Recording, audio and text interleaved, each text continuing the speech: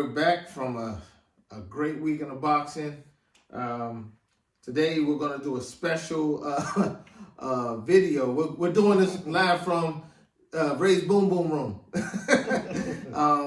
We decided to do it from here just to, change it up a little bit in light of the last fight that we just saw. And man, it was crazy. Everybody's talking about it. It's on every social media platform. It's on every podcast. This is just our take on it. Of course, it happened over the weekend. It was Devin Haney versus Ryan Garcia. This fight aired on the Zone, and it was I think everything that people thought it would be. It was explosive. I want to start with Carlos first, because I know he's happy. His prediction actually came through. I was surprised. What can I say? So go ahead, Carlos. What do you think? Well, I think the fight went exactly like I told everybody it was going to go. I think I was the only one rooting for Ryan. I actually thought he was going to get him by knockout. Didn't think Devin could take them shots. He's been rocked a few times in the past. And I figured it was going to catch up to him this fight. So that's what pretty much happened. Yeah, he got hurt a few times, Carlos. Yeah. But what I want to say is, I think everybody's kind of buzzing a little bit more so about the weight situation plus the referee. Wait, no, I think by themselves it's hard enough. But when you got the weight situation and you got a referee officiating over the fight, and he didn't really establish himself, in my opinion. He allowed a lot of blows behind the head. On both sides. On both sides. Well, but that just shows he had no control over it. Right. And then he allowed that Ryan Garcia to turn his back, pretty much turn his back to the guy. I mean, they would take points for that. That is a... In some cases, you can be disqualified. You're not just turn around, and they will stop if they get a point taken away. And it was also the headlocks. Yeah, it was headlocks. It was the whole excessive holding, too. Excessive holding, and by both fighters. So, not just saying one side or the other. I just feel like... and this was a good referee, but I just feel like he could have. I feel like he could have done more. Well, championship fights, they tend to let the fighters go a little further, and than other regular fights. So I was a little skeptical when he took the point. But I understand though. He hit him on a break. It's not like that was a blatant one.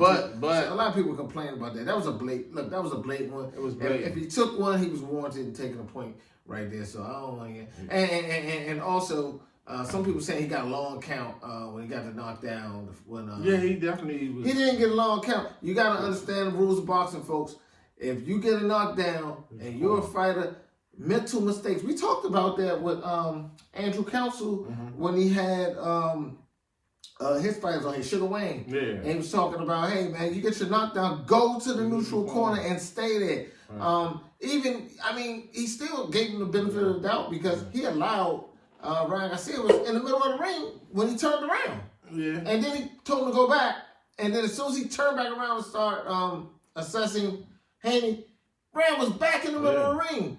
He wasn't even in the neutral corner. So, again, if these are mental mistakes. If you make these mistakes, they could mean the difference between a TKO and a 12-round decision. Yeah. But I think that a lot of those mistakes by Garcia kind of helped Devin out. I don't think the outcome would have been any different. You know what I'm saying? No. Because, every time he touched him, he started getting weak in the knees.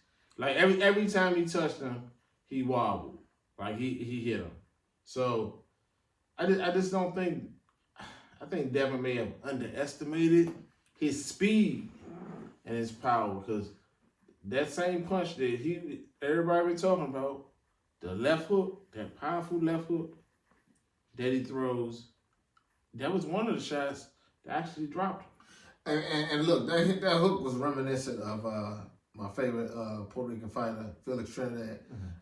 I put that on the same scale, man. Every time it was just so quick. It was like a whip. It's kind of like I throw mine. Man, I doubt it. but yeah, he was throwing that bad boy every time but he didn't do it so much that Devin could predict it. But he was using it more as a defensive weapon. Every time Devin would reach or try to mount an offense, it would be that flash, that hook would come right in between the shots. And for the most part, he was landing it at will. You just can't get hit with that punch. Not repeatedly. Because you don't see it. That's similar to, on the southpaw side where they teach you throw the jab and just don't think about it. Just throw that hook. It lands every time. You know what I'm saying? Yeah. And it was the same thing. Like he ran into it. And then when Ryan decided to let his hands go, when he threw more than one, that's when he got in big trouble. When he landed more than one shot. Yep, and that hook, for the most part, made Devin Haney honest. He couldn't really put that pressure on. I said what he was trying to do. He was trying to assert a certain level of pressure, but again, once he was concussed, I think from that. I think maybe the second or third one. Man, he wasn't expecting. He wasn't expecting them shots like that. Yeah, the speed he could not make the adjustment. So and Ryan's pretty fast though. Yep. And I think he never got a chance to use his best weapon, which is his jab. Devin got one of the best jabs in that division. He throws it constantly. Just to control the real estate. Yeah, it was good to the body. The jab to the body, that was good. It was beautiful. Yeah. But it was too little. It was too little. Yeah, every time you try to do anything more. I mean, hindsight being 2020, I see the mistakes on Haney's part is that 3 pound. He allowed the 3 pound. He should have had a rehydration clause up in there. How much did he go? Kept him small. He looked pretty big to me. I don't know. I don't know what the numbers were, but I saw a comparison picture of him on the tank fight where there was a rehydration clause and one when he got in the ring with Haney, and it was a sizable difference. So anyway, that was our take, y'all. So you have it. Marlon's not here, but Marlon did pick Devin Haney. And I picked Devin Haney. Carlos the only one that got. Almost got killed at the fight party, but I still won. Yeah, he almost got killed at the fight party. Yeah, I still feel some kind of way about that. I felt like when Roy Jones lost, I felt like one of my relatives got beat up and I couldn't help him out. So anyway, y'all, you tell us what you think. Don't forget to like, share, and subscribe. For A-Side Boxing Podcast, we'll see you on the next time. Peace.